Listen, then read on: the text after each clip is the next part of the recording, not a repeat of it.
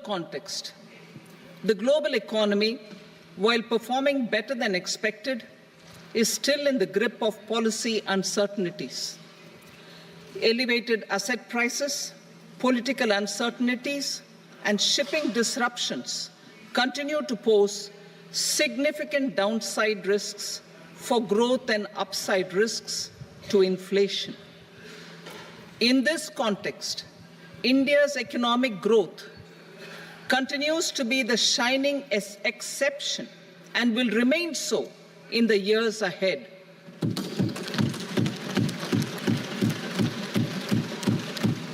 India's inflation continues to be low, stable, and moving towards the 4% target. Core inflation, that is non-food and non-fuel, currently is 3.1%. Steps are being taken to ensure supplies of perishable goods reach markets adequately. Interim budget. As mentioned in the interim budget, we need to focus on four major castes, namely the Garib, Mahilaye, Yuva, and Annadata, the poor, women, youth, and the farmer. For Annadata, we announced higher minimum support prices a month ago for all major crops, delivering on the promise of at least a 50% margin over costs. Pradhan Mantri Garib Kalyan Anna Yojana was extended for 5 years, benefiting more than 80 crore people. Administrative actions for approval and implementation of various schemes announced in the interim budget are well underway.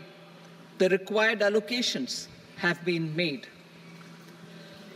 Budget theme. Turning attention to the full year and beyond in this budget, we particularly focus on employment, skilling, MSMEs, and the middle class.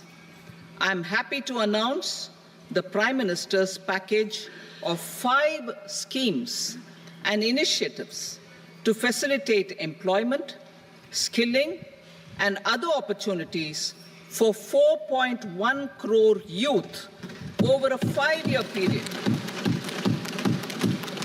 with a central outlay of 2 lakh crore rupees. I will speak about them shortly, while more details may be seen in the annexure. This year, I've made a provision of 1.48 lakh rupees, 1.48 lakh crore rupees for education, employment, and skilling. Budget priorities. The people have given a unique opportunity to our government to take the country on the path of strong development and an all-round prosperity. In the interim budget, we promise to present a detailed roadmap for our pursuit of Vikasit Bharat. In line with the strategy set out in the interim budget, this budget envisages sustained efforts on the following 9 priorities for generating ample opportunities for all. Number 1, productivity and resilience in agriculture. Number 2, employment and skilling. Number 3, inclusive human resource development and social justice. 4, manufacturing and services. 5, urban development. 6, energy security. 7, infrastructure. 8, innovation, research and development. And 9, next generation reforms. Subsequent budgets will build on these and add more priorities and actions. A more detailed formulation will be carried out as part of the economic policy framework, about which I will speak later in this speech.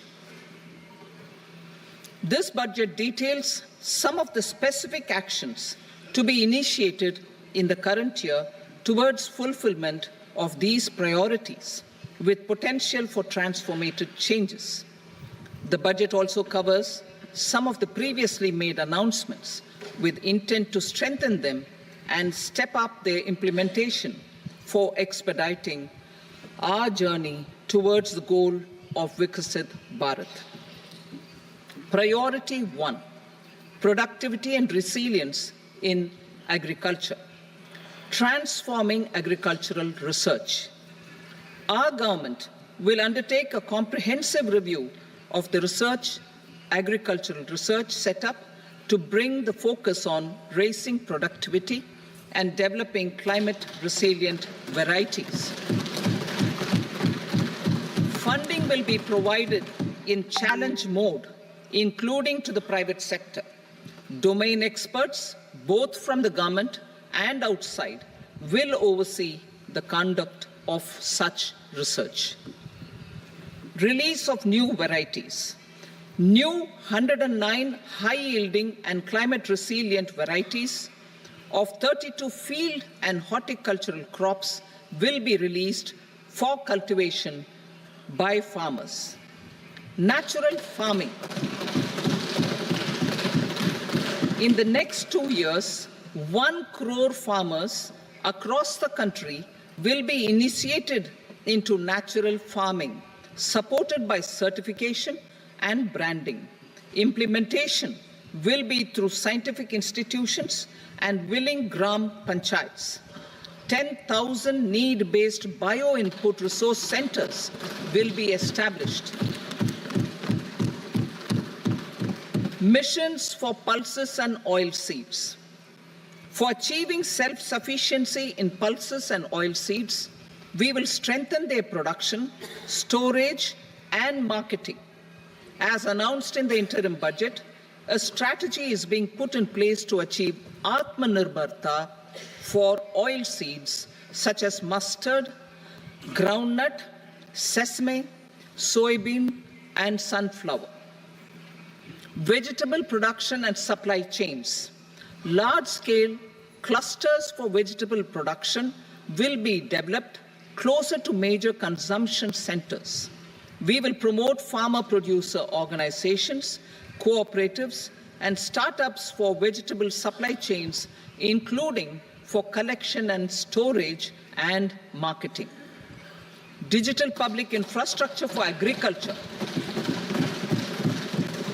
Buoyed by the success of the pilot project, our government, in partnership with the states, will facilitate the implementation of the digital public infrastructure in agriculture for coverage of farmers and their lands in 3 years. During this year, digital crop survey for Kharif using the DPI will be taken up in 400 districts. The details of 6 crore farmers and their lands will be brought into the farmer and land registries. Further, the issuance of Jan Samarth-based Kisan credit cards will be enabled in 5 states. Shrimp production and export. Financial support for setting up a network of nucleus breeding centers for shrimp brood stocks will be provided. Financing for shrimp farming, processing, and export will be facilitated through NABARD. National cooperation policy.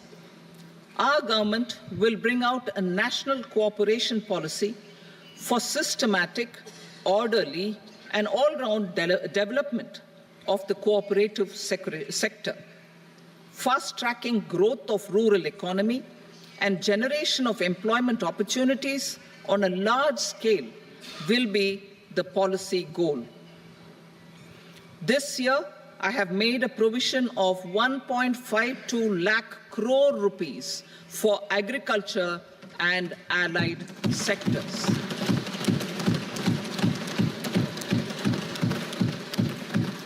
Priority 2, employment and skilling. Employment-linked incentive. Our government will implement following 3 schemes for employment-linked incentive as part of the Prime Minister's package. These will be based on enrollment in the EPFO and focus on recognition of first-time employees and support to employees and employers.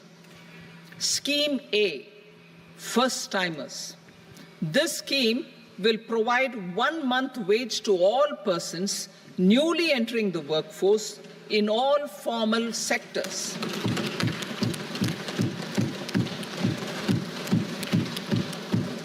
Direct benefit transfer of 1 month's salary in 3 installments to first-time employees as registered in the EPFO will be up to 15,000 rupees. The eligibility limit will be a salary of 1 lakh per month. The scheme is expected to benefit 210 lakh youths.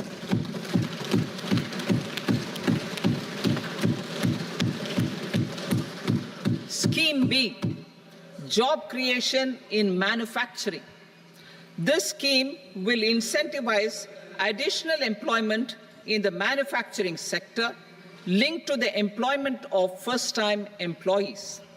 An incentive will be provided at specified scale directly both to the employee and the employer with respect to the EPFO contribution in the first 4 years of employment.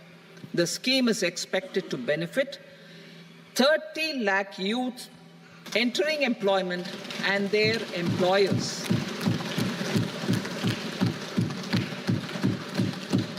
Scheme C, support to employers.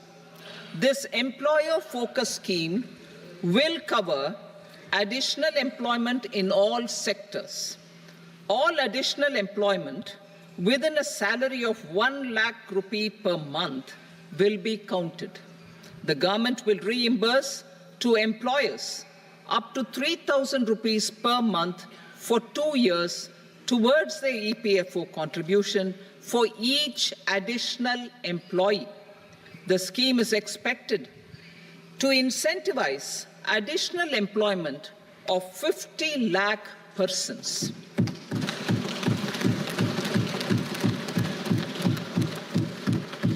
Participation of women in the workforce. We will facilitate higher participation of women in the workforce through setting up of working women hostels in collaboration with industry and establishing creches. In addition, the partnership will seek to organize women-specific skilling programs and promotion of market access for women SHG enterprises. Skilling program. I'm happy to announce a new centrally sponsored scheme as the 4th scheme under the Prime Minister's package for skilling in collaboration with state governments and industry. 20 lakh youth will be skilled over a 5-year period.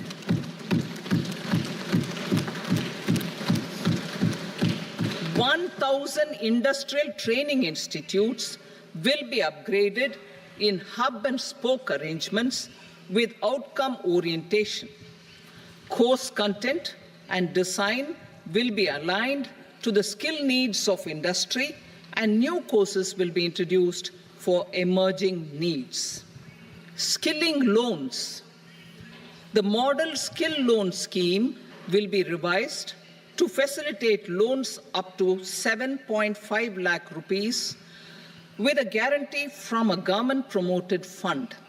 This measure is expected to help 25,000 students every year.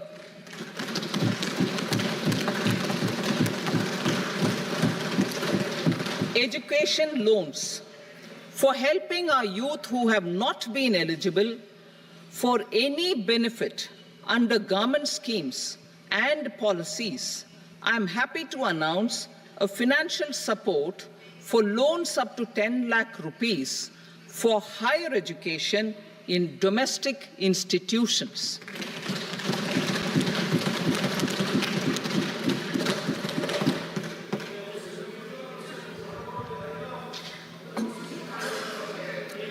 E-vouchers for this purpose,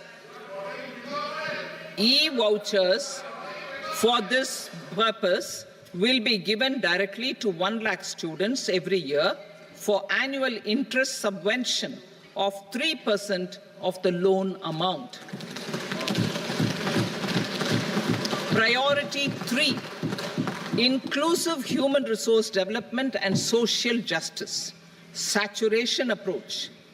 Our government is committed to all-round, all-pervasive, and all-inclusive development of people, particularly farmers, youth, women, and the poor. For achieving social justice comprehensively, the saturation approach of covering all eligible people through various programs, including those for education and health, will be adopted to empower them by improving their capabilities.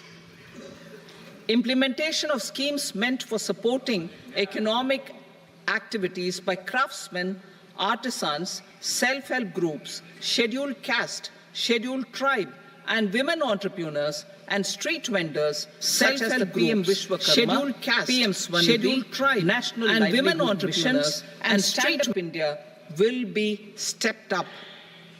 Purvodaya. The states in the eastern part of the country are rich in endowments and have strong cultural traditions. We will formulate a plan, Purvodaya, for the all-round development of the eastern region of the country, covering Bihar, Jharkhand, West Bengal, Odisha, and Andhra Pradesh.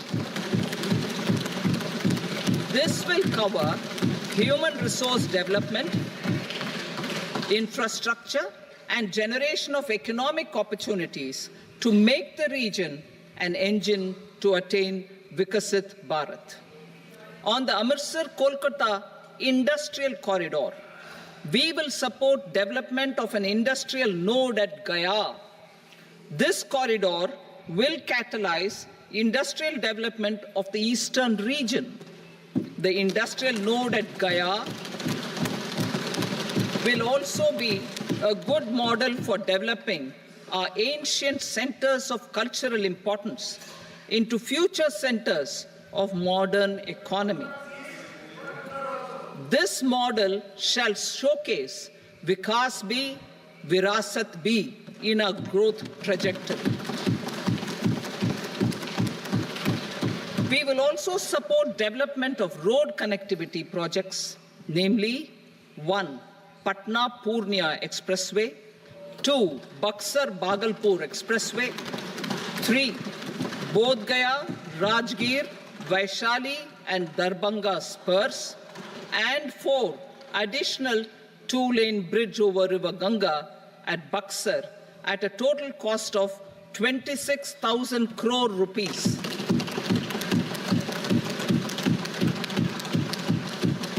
Power projects, including setting up of a new 2,400 megawatt power plant at Pir Painti, will be taken up at a cost of 21,400 crore rupees. New airports, medical colleges, and sports infrastructure in Bihar will be constructed. An additional allocation to support capital investments will be provided. The requests of Bihar government for external assistance from multilateral development banks will be expedited.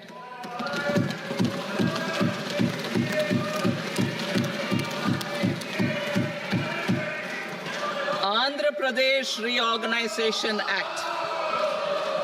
Our government has made concerted efforts to fulfill the commitments in Andhra Pradesh Reorganization Act.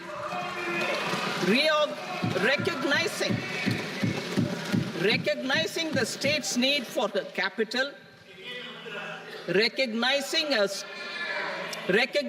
the state's need for a capital, we will facilitate special financial support through multilateral development agencies.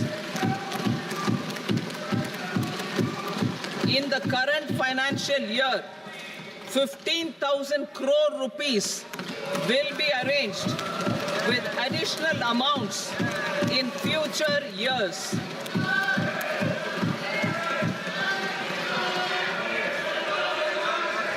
Our government is fully committed to financing and early completion of the Polavaram irrigation project, which is the lifeline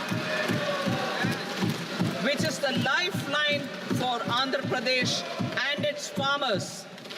This will facilitate our country's food security as well. Under the Act,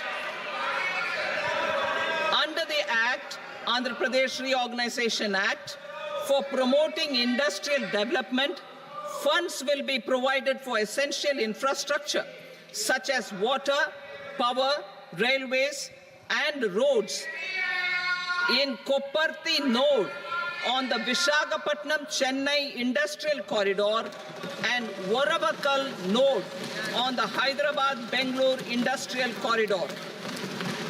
An additional allocation will be provided this year towards capital investment for economic growth. Grants for backward regions of Rayalaseema, Prakasham, North Coastal Andhra, as stated in the Act, will be provided. PM Awas Yojana. 3 crore additional houses under the PM Awas Yojana in rural and urban areas in the country have been announced, for which the necessary allocations are being made. Women-led development. For promoting women-led development, the budget carries an allocation of more than 3 lakh crore for schemes benefiting women and girls. This signals our government's commitment for enhancing women's role in economic development. Pradhan Mantri Janjatiya Unnat Gram Abhiyan. For improving the socio-economic condition of tribal communities, we will launch the Pradhan Mantri Janjatiya Unnat Gram Abhiyan by adopting saturation coverage for tribal families in tribal majority villages and aspirational districts.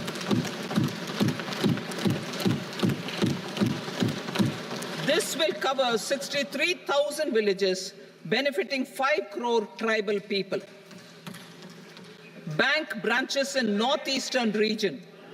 More than 100 branches of India Post Payment Bank will be set up in the northeast region to expand the banking services. This year, I have made a provision of 2.66 lakh crore rupees for rural development, including rural infrastructure. Priority 4, manufacturing and services, support for promotion of MSMEs. This budget provides special attention to MSMEs and manufacturing, particularly labor-intensive manufacturing. We have formulated a package covering financing, regulatory changes, and technology support for MSMEs to help them grow and also compete globally, as mentioned in the interim budget. I am happy to announce the following specific measures. Credit guarantee scheme for MSMEs in the manufacturing sector. For facilitating term loans to MSMEs for purchase of machinery and equipment without collateral or third-party guarantee, a credit guarantee scheme will be introduced. The scheme will operate on pooling of credit risks of such MSMEs. A separately constituted self-financing guarantee fund will provide to each applicant guarantee cover up to 100 crore rupees, while the loan amount may be larger. The borrower will have to provide an upfront guarantee fee and an annual guarantee fee on the reducing loan balance. New assessment model for MSME credit. Public sector banks will build their own in-house capability to assess MSMEs for credit instead of relying on external assessment. They will also take a lead in developing or getting developed a new credit assessment model based on the scoring of digital footprints of the MSMEs in the economy.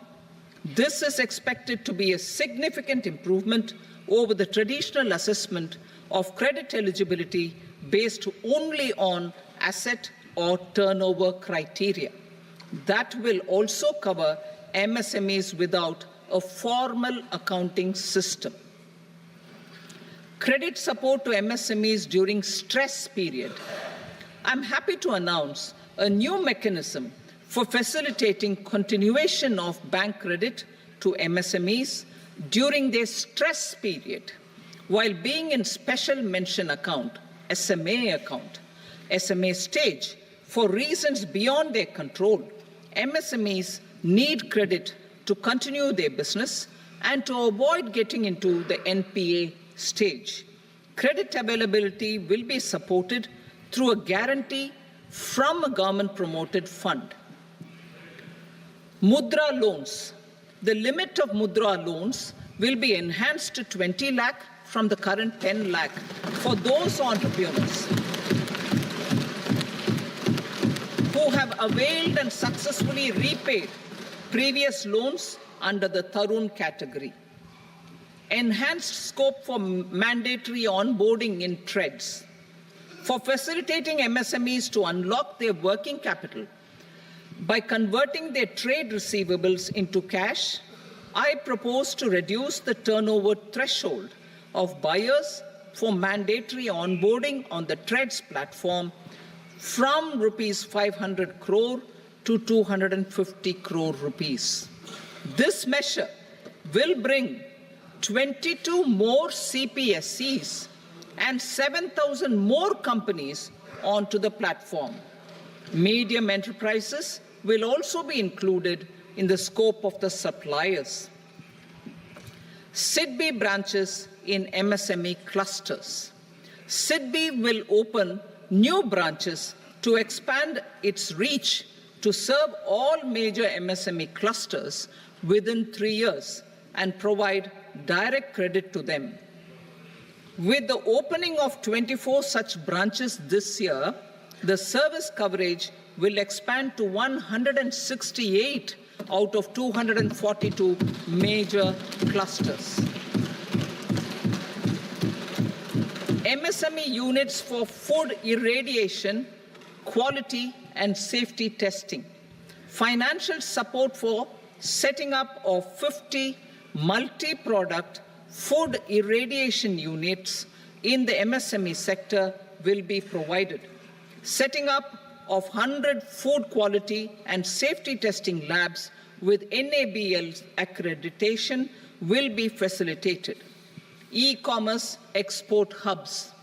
To enable MSMEs and traditional artisans to sell their products in international markets, e-commerce export hubs will be set up in public-private partnership mode. These hubs, under a seamless regulatory and logistic framework, will facilitate trade and export-related services under one roof. Measures for promotion of manufacturing and services. Internship in top companies. As the fifth scheme under Prime Minister's package, our government will launch a comprehensive scheme for providing internship opportunities in 500 top companies to 1 crore youth in 5 years. They will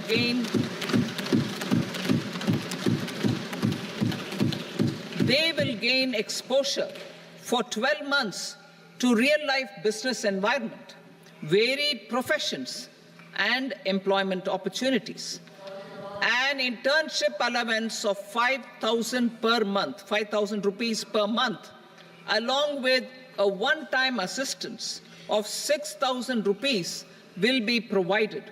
Companies will be expected to bear the training cost and 10% of their internship cost from their CSR funds.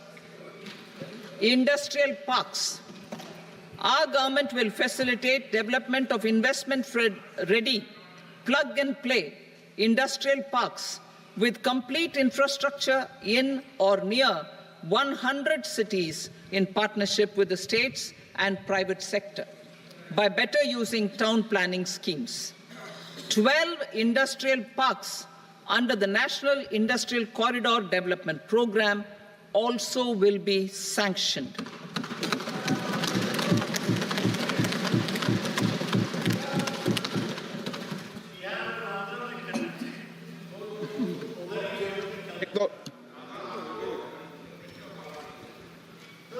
Veji member, no, please, Petier.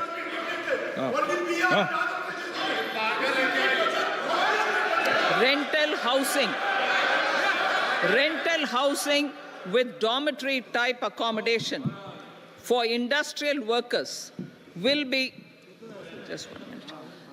Rental housing, I repeat, rental housing with dormitory type accommodation for industrial workers will be facilitated in PPP mode with VGF support and commitment from anchor industries. Shipping industry, ownership, leasing and flagging reforms will be implemented to improve the share of Indian shipping industry and generate more employment. Critical mineral mission. We will set up a critical mineral mission for domestic production, recycling of critical minerals and overseas acquisition of critical mineral assets. Its mandate will include technology development, skilled workforce, extended producer responsibility framework, and a suitable financing mechanism. Offshore mining of minerals. Our government will launch the auction of the first tranche of offshore blocks for mining, building on the exploration already carried out. Digital public infrastructure applications. Turning to the services sector, I propose development of DPI applications at population scale for productivity gains, business opportunities, and innovation by the private sector. These are planned in the areas of credit, e-commerce, education, health, law and justice, logistics, MSME service delivery, and urban governance. Integrated technology platform for IBC ecosystem. An integrated technology platform will be set up for improving the outcomes under the Insolvency Bankruptcy Code for achieving consistency, transparency, timely processing, and better oversight for all stakeholders. Voluntary closure of LLPs. The services of the Center for Processing Accelerated Corporate Exit, CPACE, will be extended for voluntary closure of LLPs to reduce the closure times. National Company Law Tribunals. The IBC has resolved more than 1,000 companies, resulting in direct recovery of 3.3 lakh crore to creditors. 3.3 lakh crore rupees to creditors. In addition, 28,000 cases involving over 10 lakh crore rupees have been disposed of even prior to admission. Appropriate changes to the IBC, reforms and strengthening of the tribunal and appellate tribunals will be initiated to speed up insolvency resolution. Additional tribunals will be established. Out of those, some will be notified to decide cases exclusively under the Companies Act. Debt recovery. Steps for reforming and strengthening debt recovery tribunals will be taken. Additional tribunals will be established to speed up recovery. Priority 5, urban development. Cities as growth hubs. Working with states, our government will facilitate development of cities as growth hubs. This will be achieved through economic and transit planning and orderly development of peri-urban areas utilizing town planning schemes. Creative redevelopment of cities. For creative brownfield redevelopment of existing cities with a transformative impact, our government will formulate a framework for enabling policies, market-based mechanisms, and regulation. Transit-oriented development. Transit-oriented development plans for 14 large cities with a population above 30 lakh will be formulated, along with an implementation and financing strategy. Urban housing. Under the PM Awas Yojana, Urban 2.0, housing needs of 1 crore urban poor and middle-class families will be addressed with an investment of 10 lakh crore rupees. This will include the central assistance of 2.2 lakh crore rupees in the next 5 years.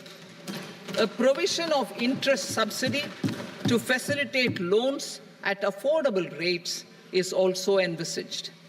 In addition, enabling policies and regulations for efficient and transparent rental housing markets with enhanced availability will also be put in place. Water supply and sanitation.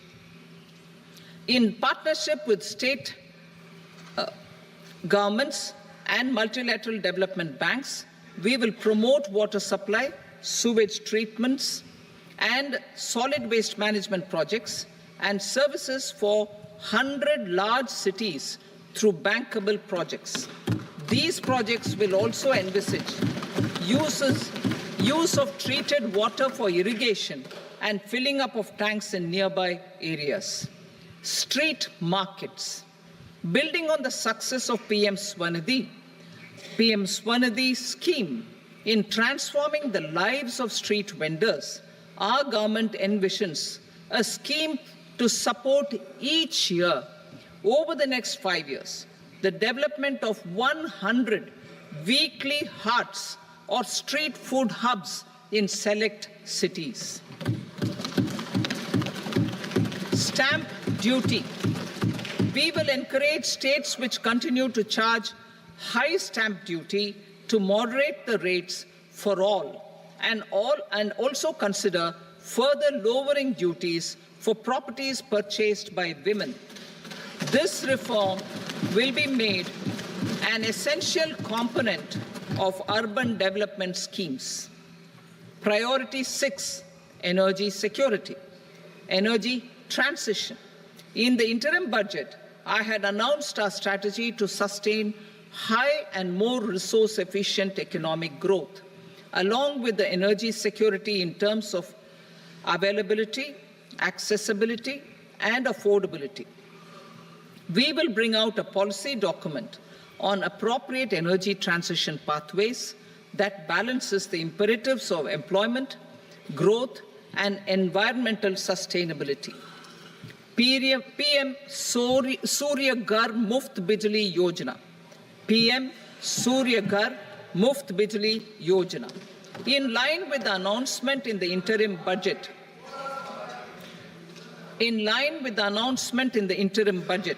PM Surya Ghar Muft Bijli Yojana has been launched to install rooftop solar plants to enable 1 crore households obtain free electricity up to 300 units every month. The scheme has generated remarkable response with more than 1.28 crore registrations and 14 lakh applications, and we will further encourage it. Pumped storage policy. A policy for promoting pumped storage projects will be brought out for electricity storage and facilitating smooth integration of the growing share of renewable energy with its variable and intermittent nature in the overall energy mix. research and development of small and modular nuclear reactors. Nuclear energy is expected to form a very significant part of the energy mix for Vikasit Bharat. Towards that pursuit, our government will partner with the private sector for 1. Setting up Bharat Small Reactors, 2. Research and development of Bharat Small Modular Reactor, and 3. Research and development of newer technologies for nuclear energy. The R&D funding announced in the interim budget will be made available for this sector also. Advanced ultra supercritical thermal power plants. The development of indigenous technology for advanced ultra supercritical thermal power plants with much higher efficiency has been completed. A joint venture between NTPC and BHEL will set up a full-scale 800 megawatt commercial plant using AUSC technology. The government will provide the required fiscal support. Moving forward, development of indigenous capacity for the production of high-grade steel and other advanced metallurgy materials for these plants will result in strong spin-off benefits for the economy. Roadmap for hard-to-abate industries. A roadmap for moving the hard-to-abate industries from energy efficiency targets to emission targets will be formulated. Appropriate regulations for transition of these industries from the current perform, achieve, and trade mode to Indian carbon market mode will be put in place. Support to traditional micro and small industries. An investment-grade energy audit of traditional micro and small industries in 60 clusters, including brass and ceramic, will be facilitated. Financial support will be provided for shifting them to cleaner forms of energy and implementation of energy efficiency measures. The scheme will be replicated in another 100 clusters in the next phase. Priority 7, infrastructure investment by central government.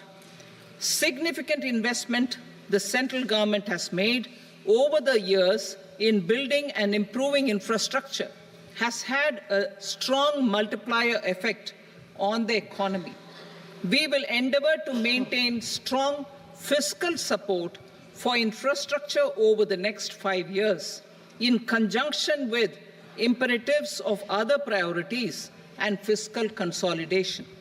This year, I have provided 11,11,111 crore rupees for capital expenditure.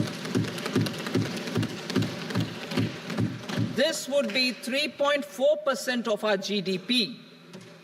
Infrastructure investment by state governments. We will encourage states to provide support of similar scale for infrastructure, subject to their development priorities. A provision of 1.5 lakh crore rupees for long-term interest-free loans have been made this year also to support the states in their resource allocation. Private investment in infrastructure.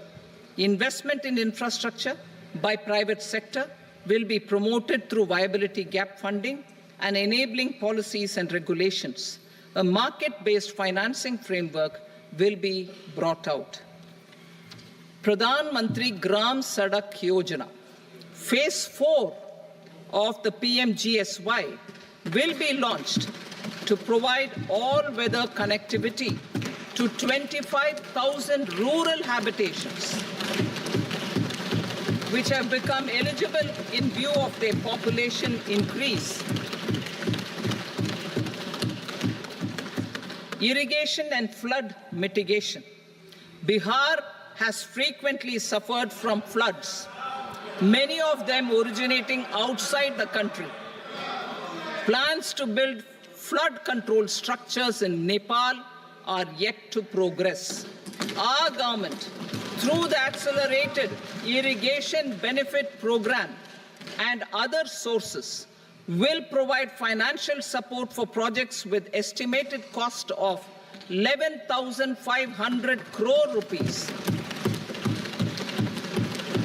such as the Kosi-Michi intra-state link and 20 other ongoing and new schemes, including barrages, river pollution abatement, and irrigation projects. In addition, survey and investigation of Kosi-related flood mitigation and irrigation projects will be undertaken.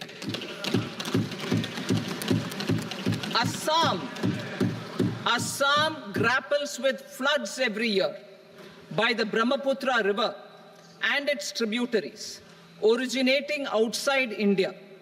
We will provide assistance to Assam for flood management and related projects.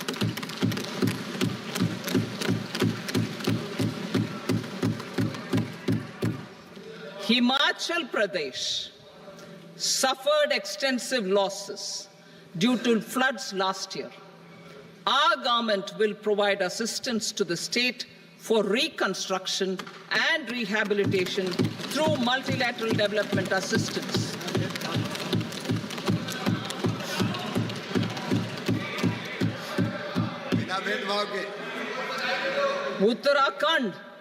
Uttarakhand too suffered losses due to cloudbursts and massive landslides.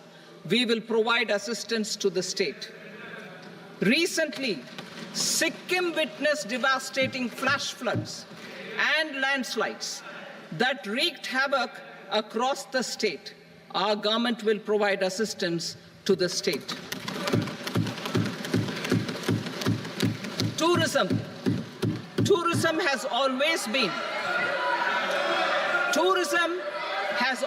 been a part of our civilization. Our efforts in positioning India as a global tourist destination will also create jobs, stimulate investments, and unlock economic opportunities for other sectors. In addition to the measures outlined in the interim budget, I propose the following measures. Vishnupad Temple at Gaya and Mahabodhi Temple at Bodh Gaya in Bihar are of immense spiritual significance. Comprehensive development of Vishnupad Temple Corridor and Mahabodhi Temple Corridor will be supported, modeled on the successful Kashi Vishwanath Temple Corridor to transform them into world-class pilgrim and tourist destinations. Rajgir holds immense religious significance for Hindus, Buddhists, and Jains. The 20th Tirthankara Muniswarata temple in the Jain temple complex is ancient. The Saptarishi, or the 7 hot springs, form a warm water Brahmkund that is sacred. A comprehensive development initiative for Rajgir will be undertaken. Our government will support the development of Nalanda as a tourist center, besides reviving Nalanda University to its glorious stature. Odisha's scenic beauty, temples, monuments, craftsmanship, wildlife sanctuaries, natural landscapes, and pristine beaches make it an ultimate tourism destination. Our government will provide assistance for their development to Odisha as well. Priority 8, innovation, research, and development. We will operationalize the Anusandhan National Research Fund for basic research and prototype development. Further, we will set up a mechanism for spurring private sector-driven research and innovation at commercial scale with a financing pool of 1 lakh crore rupees in line with the announcement in the interim budget. Space economy. With our continued emphasis on expanding the space economy by 5 times in the next 10 years, a venture capital fund of 1,000 crore rupees will be set up. Priority 9, next generation reforms. Economic policy framework. We will formulate an economic policy framework to delineate the overarching approach to economic development and set the scope of the next generation of reforms for facilitating employment opportunities and sustaining high growth. Our government will initiate and incentivize reforms for 1. Improving productivity of factors of production, and 2.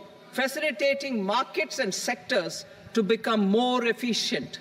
These reforms will cover all factors of production, namely land, labor, capital, and entrepreneurship, and technology as an enabler of improving total factor productivity and bridging inequality.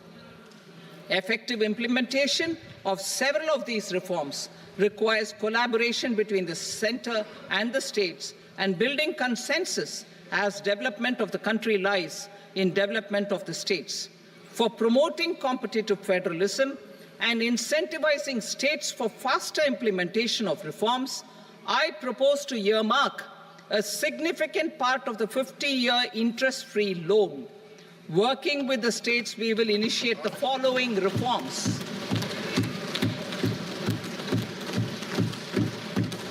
Land-related reforms and actions, both in the rural and urban areas, will cover land administration, will cover 1. Land administration, planning and management, and 2. Urban planning usage and building bylaws. These will be incentivized for completion within the next 3 years through appropriate fiscal support.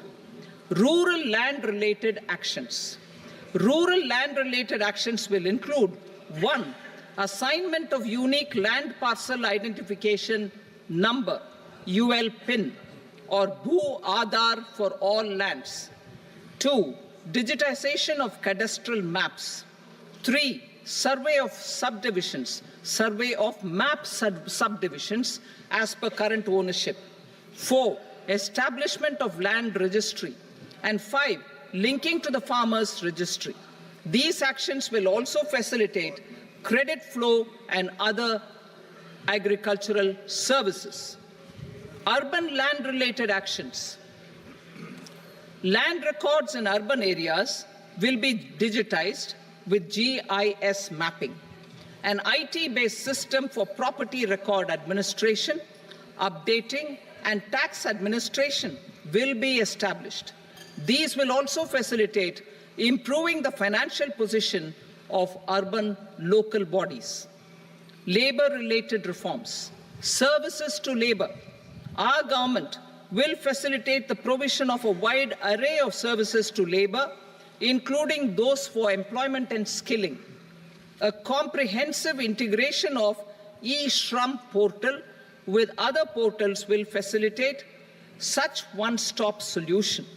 Open architecture databases for the rapidly changing labor market, skill requirements, and available job roles, and a mechanism to connect job aspirants with potential employers and skill providers will be covered in these services.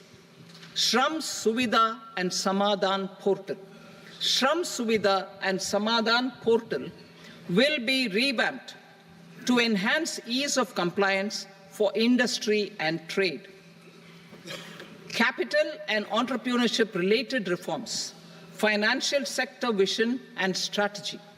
For meeting financing needs of the economy, our government will bring out a financial sector vision and strategy document to prepare the sector in terms of size, capacity, and skills. This will set the agenda for the next 5 years and guide the work of the government, regulators, financial institutions, and market participants. Taxonomy for climate finance. We will develop taxonomy for climate finance for enhancing the availability of capital for climate adaptation and mitigation. This will support achievement of the country's climate commitments and green transition. Variable capital company structure. We will seek the required legislative approval for providing an efficient and flexible mode for financing leasing of aircrafts and ships and pooled funds of private equity through a variable company structure. Foreign direct investments and overseas investment.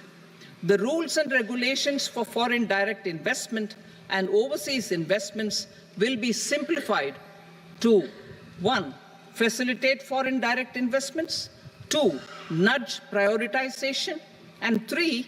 Promote opportunities for using Indian rupee as a currency for overseas investment. NPS Vatsalya. NPS Vatsalya, a plan for contribution by parents and guardians for minors, will be started. On attaining the age of majority, the plan can be converted seamlessly into a normal NPS account. Use of technology.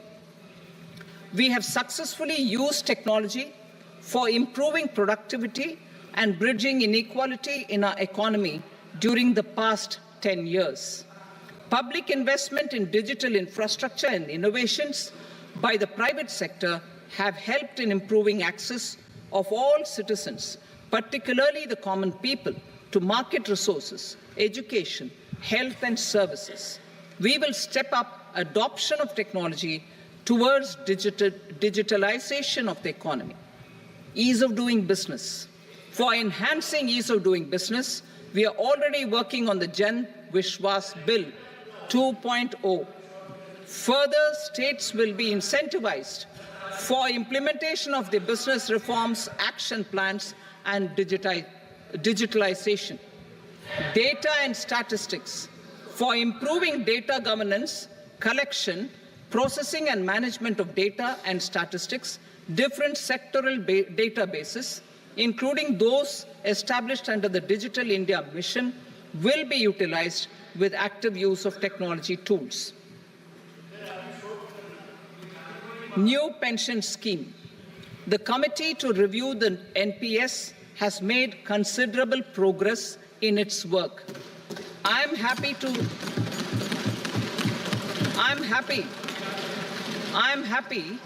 that the staff side of the National Council of the Joint Consultative Machinery for Central Government Employees has taken a constructive approach.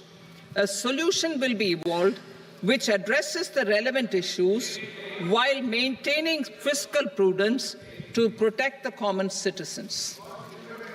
Budget estimates for 24-25.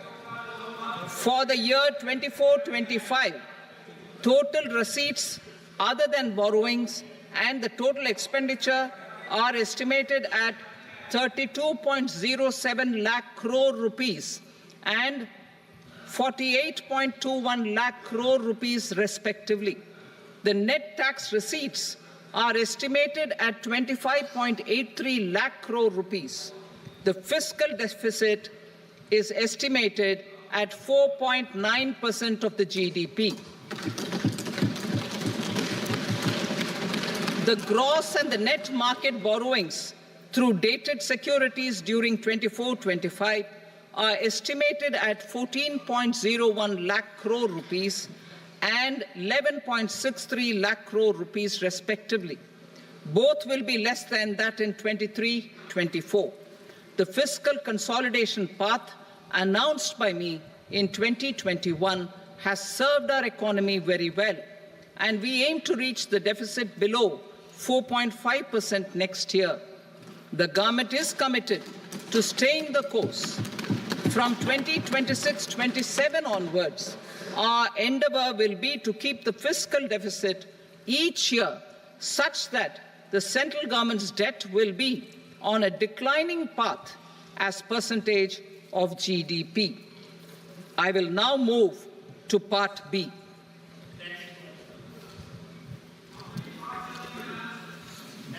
Indirect taxes. Sir, I start with GST. It has decreased tax incidence on the common man, reduced compliance burden and logistics cost for trade and industry, and enhanced revenues of the central and the state governments. It is a success of vast proportions. To multiply the benefits of GST, we will strive to further simplify and rationalize the tax structure and endeavour to expand it to the remaining sectors. My proposals for customs duties intend to support domestic manufacturing, deepen local value addition, promote export competitiveness, and simplify taxation while keeping the interest of the general public and consumers surmount. In Budget 22-23, we reduced the number of customs duty rates. I propose to undertake a comprehensive review of the rate structure over the next 6 months to rationalize and simplify it for ease of trade, removal of duty inversion, and reduction of disputes. I shall now take up sector-specific customs duty proposals. Medicine and medical equipments. To provide relief to cancer patients, I propose to fully exempt 3 more medicines from customs duties.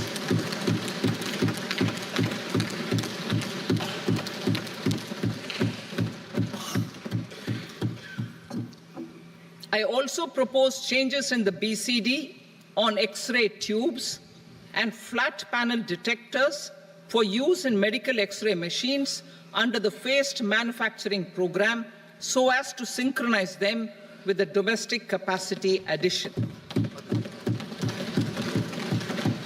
Mobile phone and related parts. With a 3-fold increase in domestic production and almost a 100-fold jump in exports of mobile phones over the last 6 years, the Indian mobile industry has matured. In the interest of consumers, I now propose to reduce the BCD on mobile phone, mobile PCBA, and mobile charger to 15%. Critical minerals. Minerals such as lithium, copper, cobalt, and rare earth elements are critical for sectors like nuclear energy, renewable energy, space, defense, telecommunications, and high-tech electronics. I propose to fully exempt customs duties on 25 critical minerals and reduce BCD on 2 of them. This will provide a major fillip to the processing and refining of such minerals and help secure their availability for these strategic and important sectors. Solar energy.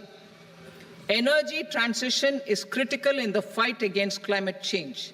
To support energy transition, I propose to expand the list of exempted capital goods for use in the manufacture of solar cells and panels in the country.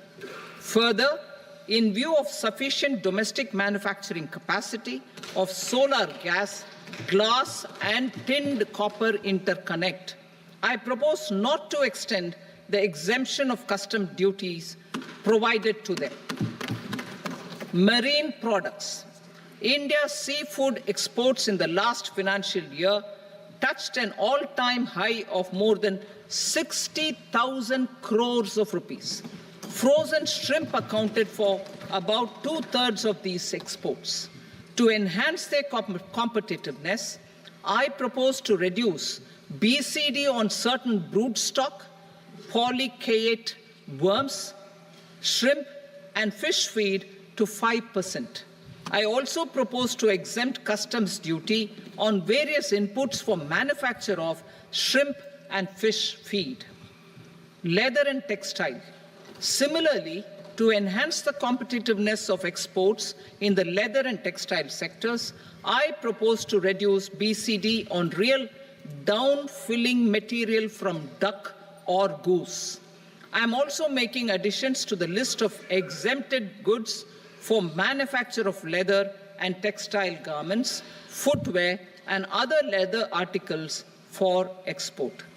To rectify inversion in duty, I propose to reduce BCD subject to conditions on methylene diphenyl diisocyanate, MDI, for manufacture of spandex yarn from 7.5 to 5%. Furthermore, the export duty structure on raw hides, skin, and leather is proposed to be simplified and rationalized. Precious metals. To enhance domestic value addition in gold and precious metal jewelry in the country, I propose to reduce customs duties on gold and silver to 6% and that of platinum to 6.4%. Other metals. Steel and copper are important raw materials. To reduce their cost of production, I propose to remove the BCD on ferronickel and blister copper. I am also continuing with nil BCD on ferrous scrap and nickel cathode and concessional BCD of 2.5% on copper scrap. Electronics. To increase value addition in the domestic electronics industry, I propose to remove the BCD subject to conditions on oxygen-free copper for manufacture of resistors. I also propose to exempt certain parts for manufacture of connectors.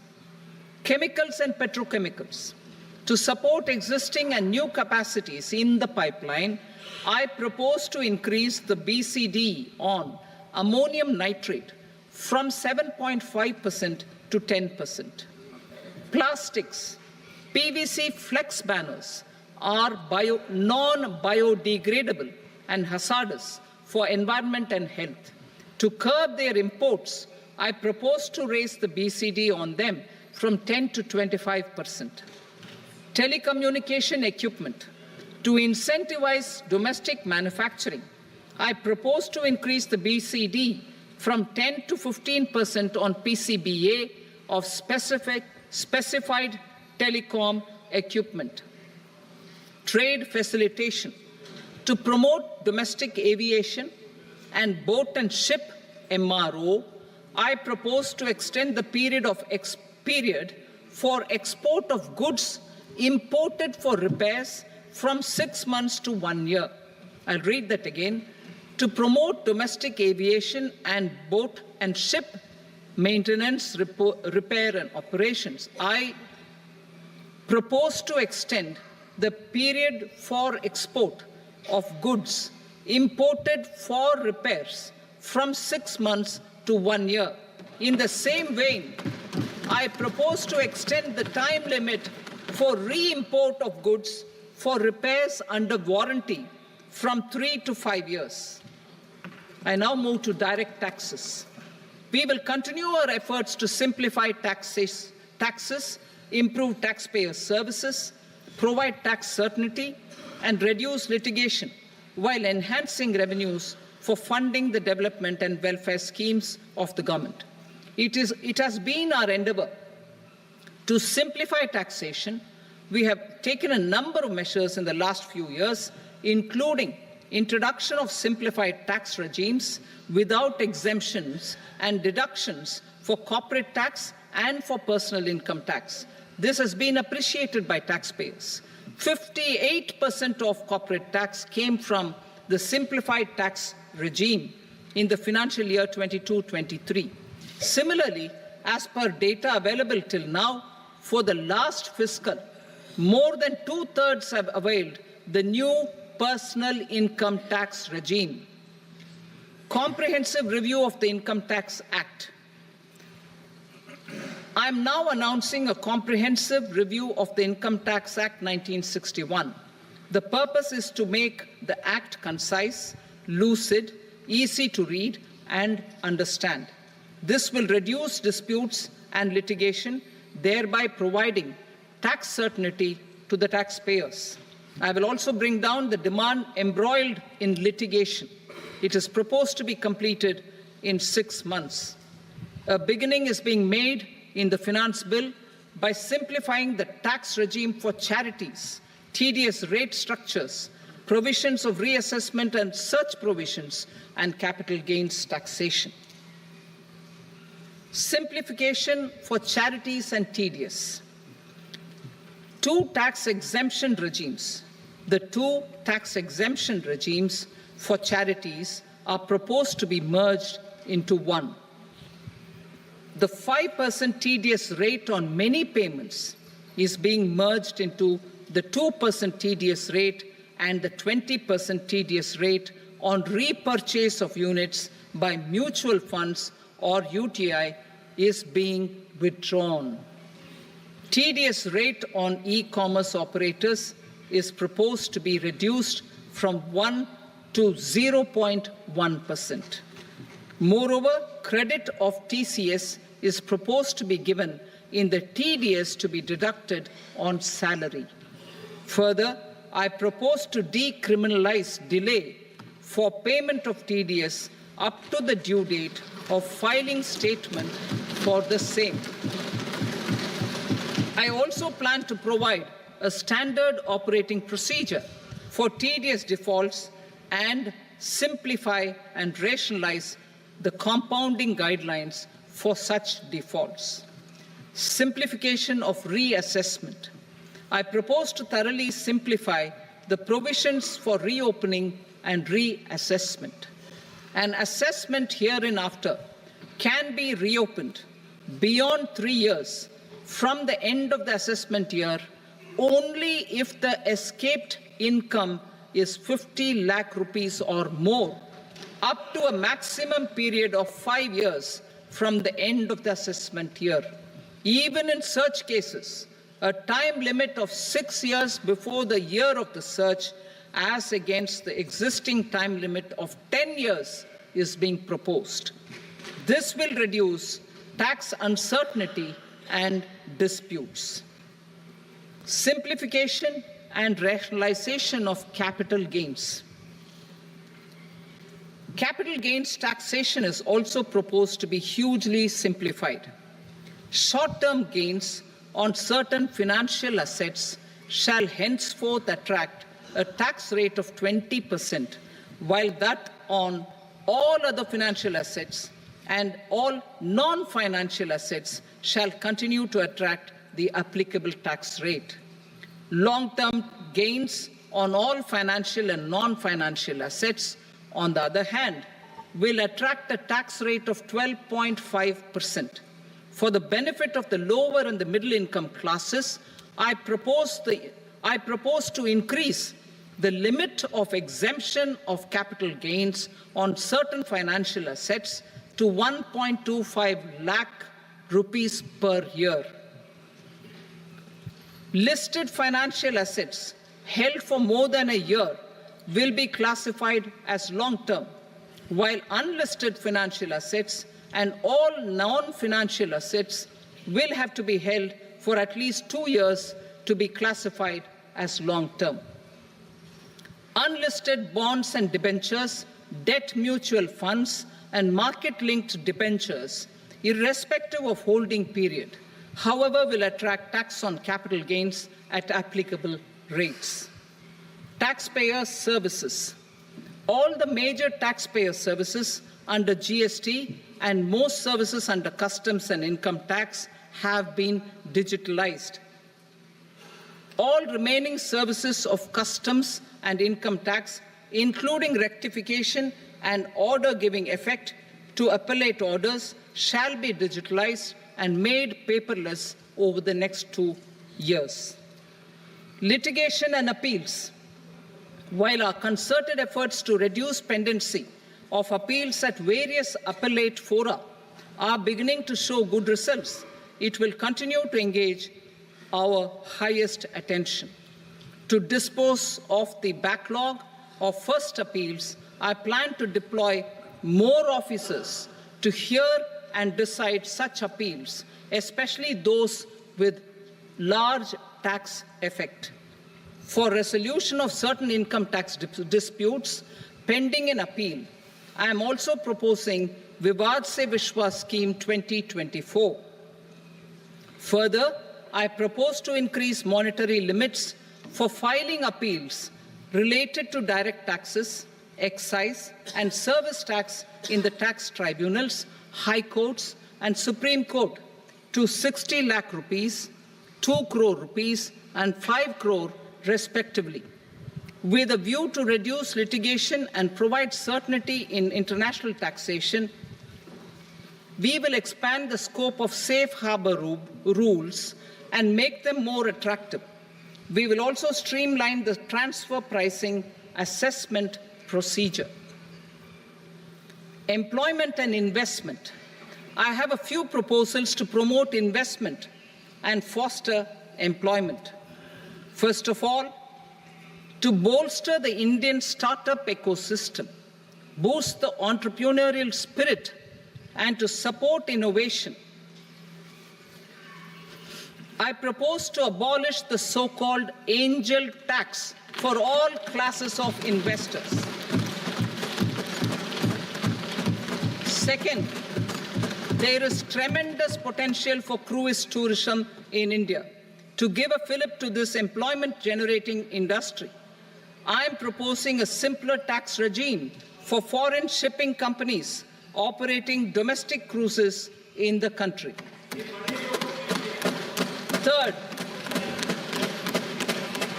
India is a world leader in the diamond cutting and polishing industry, which employs a large number of skilled workers. To further promote the development of this sector, we would provide for safe harbor rates for foreign mining companies selling raw diamonds in the country.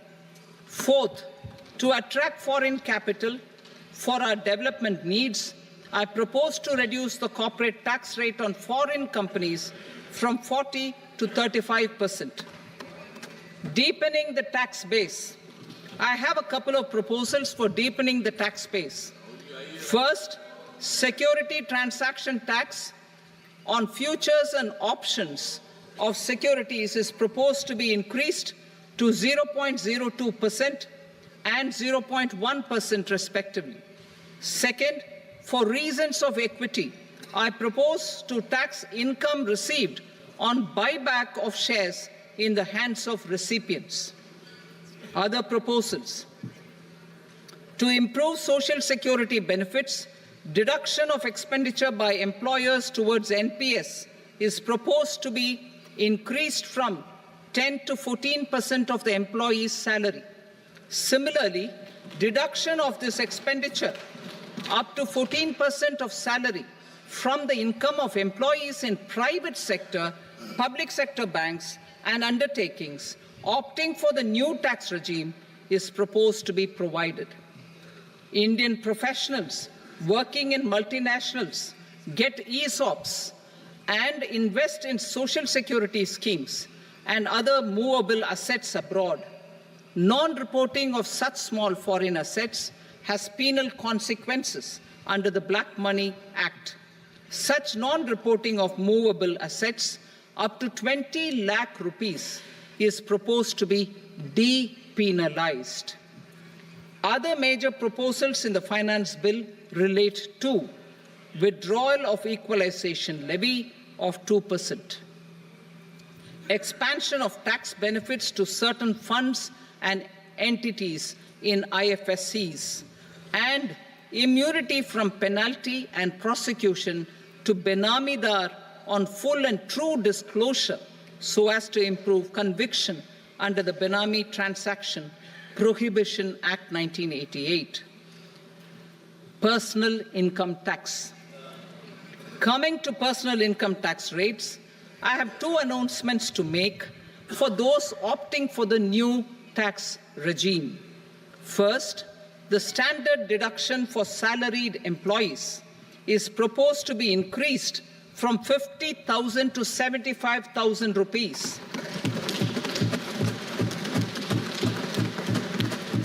Similarly, deduction on family pension for pensioners is proposed to be enhanced from 15,000 to 25,000 rupees. This will provide relief to about 4 crore salaried individuals and pensioners.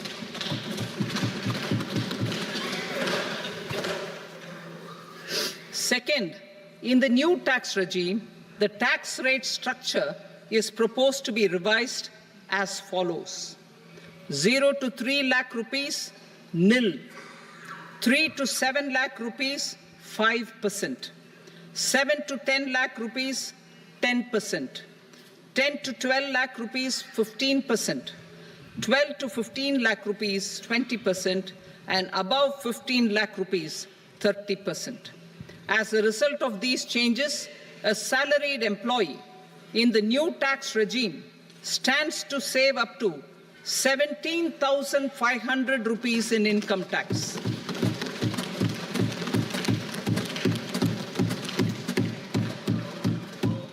Apart from these, I am also making some other changes as given in the annexure.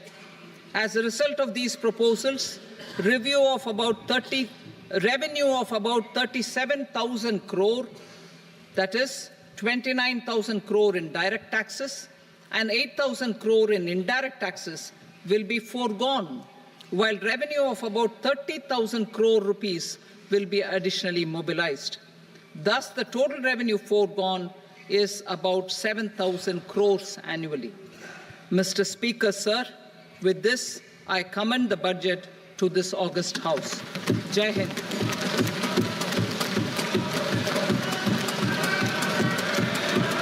Item number 2. Item number 2.